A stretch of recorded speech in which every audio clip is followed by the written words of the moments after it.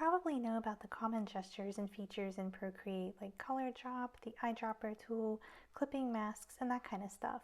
But today I'd like to share some other hidden or not so hidden gems that I use every single day in my art process. Hi, I'm Diana, the artist behind MyMcDoodles. Welcome to my channel. The recently used brush list. With the latest update, Procreate added a feature where you can view your recently used brushes. This is great if you're switching between brushes a lot, which I think most of us do. You can even swipe left on the brush and pin it, or press Find to quickly jump to the brush in its original folder in your brush library. Saving the size or opacity. You can now save your size and opacity in the sliders for your brushes. This is extremely helpful with the new Procreate update. Tap the slider, then the plus sign, and Procreate will save the setting in the brush size or opacity slider so you can quickly and easily find the size you were just using. This is unique to each brush and will save in between brush uses. It works for drawing, erasing, and smudging, and you can save up to 3 presets in your slider. The Quick Shape tool. I love the Quick Shape tool. I'll be the first to admit I have a lot of trouble drawing a perfectly straight line or a circle that doesn't look like a 2-year-old drew it. Is that anyone else? That's why I love the Quick Shape tool in Procreate. Simply draw your circle, square, triangle, or whatever you're attempting to draw, and I say attempting because mine looks like this. Hold the stylus on the screen until the shape smooths itself out. If you need a perfect circle, square, or straight line, place a finger on the screen while continuing to hold down your stylus. The shape will snap to a perfectly horizontal or vertical line, or a perfect circle, square, triangle, etc. You can even slide your stylus up and down the screen to snap your line in increments of 15 degrees. This can also be done with the selection tool, which can be useful if you need a solid colored shape. Drag the selection tool to the size you wish, touch a finger to the screen to create a perfect shape like a circle, then lift the stylus off of the screen. Color the shape as needed before deselecting. The drawing guide or grid. Sometimes it's helpful to have a grid on your canvas to space things out appropriately, keep them within a certain plane, etc. You can add a grid to your canvas by accessing the Actions menu, which is the wrench, Canvas, toggle on Drawing Guide, then Edit Drawing Guide. There's an option for a 2D grid. You can adjust the size of the boxes to specific dimensions here as well. Click Done and you have a nice grid pattern to guide you. You can even turn on Drawing Assist in your Layers menu or when editing your drawing guide, and Procreate will activate the grid so you can draw perfectly vertical and horizontal lines with minimal effort. The Quick Menu. You can set up a quick menu to easily access functions that you commonly use in your creative process. This is in the Preferences section of the Actions menu. I set up my quick menu so I can quickly access the brushes that I use every day in my work, but this can be configured for just about anything. Tap the eyedropper tool to access the quick menu. Click the center button to name your menu and choose your functions. This saves me so much time digging through the brush menu to find my commonly used brushes. Set the functions to whatever you use the most and need to access quickly. Dragging layers between canvases. Did you know you can drag your layers into another canvas? It's true. Select the layers you wish to copy into the new canvas, drag them to the left and out of the current canvas by tapping the Gallery menu with the other finger.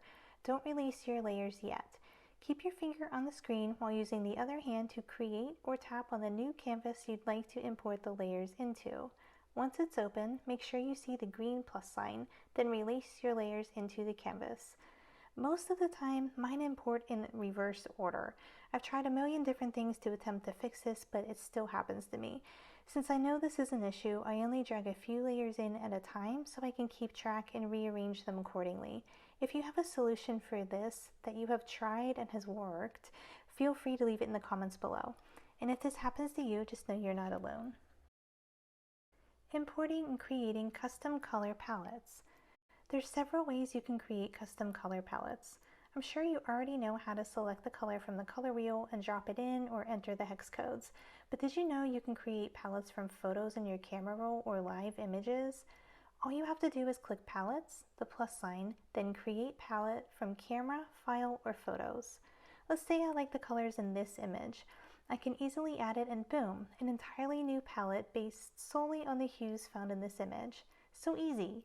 You can really play around with this. The camera function will show you a live representation of the colors seen by your lens, which makes it easy to adjust the palette by moving the camera around until you get a selection you like. Symmetry assistance. By going back in the drawing guide menu, you can choose different forms of symmetry and use them to assist you in your drawing. I love rotational symmetry, which helps you to quickly fill the canvas for things like patterns, coloring pages, or anything else where you'd like to draw a few little shapes and get the whole page filled quickly. You can also choose horizontal or vertical symmetry to allow you to draw an object that's exactly the same on both sides. Snapping and magnetics. If you make patterns, this function is particularly useful. It also helps to get things centered on the canvas or aligned properly. Go to the selection tool, which is the arrow, and click snapping on the menu.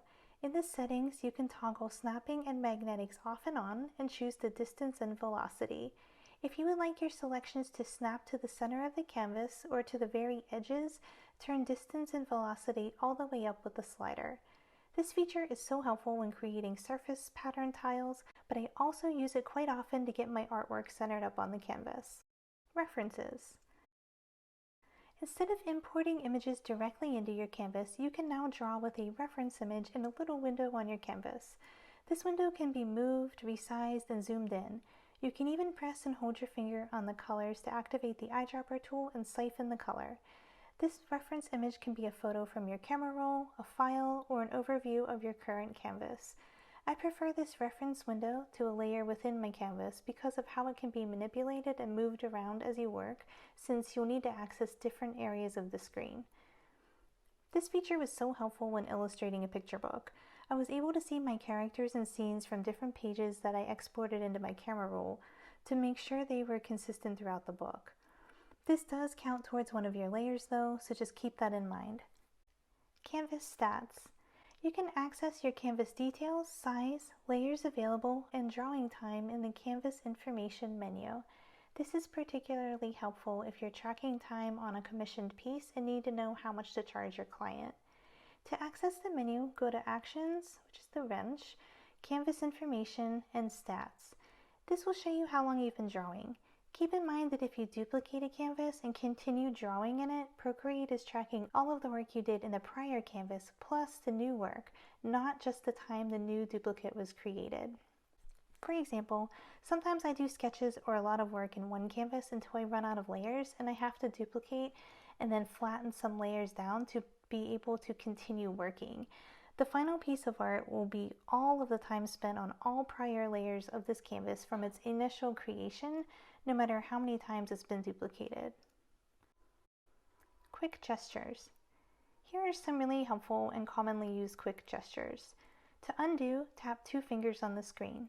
To redo, tap 3 fingers on the screen. For a full screen, tap 4 fingers. If you hold one finger on the eyedropper tool and use your stylus to draw on the screen, it will become an eraser. You can set up your customized controls in the Actions menu if you go to Actions, Preferences, and Gesture Control menu. Some other helpful features. The brush cursor. If you'd like to be able to see the boundaries of your brush, you can toggle on the brush cursor in Preferences. If you like to set your eraser to the same tool as your brush and vice versa, you can press and hold on the tool to draw, erase, or smudge with the current tool. If you'd like to view only the layer you are working on and toggle off all other layers besides the one you're inspecting, you can press and hold on the checkbox in the Layers menu. This will turn all other layers off. To turn them back on, press and hold the checkbox again. And last, to find random stray marks or items in another layer, you can find them quickly and easily by pressing and holding the eyedropper tool with one finger and then tapping on the stray mark or the item in question with another finger. This will take you to the layer that the item is on, or if it's overlapping with other layers, a little quick menu with the layers to choose from will pop up. What other tips and tricks would you like to add to this list?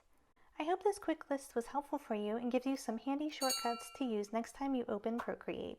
Let me know in the comments which gesture or tip you would like to try. Here's another video that you might enjoy. Thanks so much for watching. See you next time.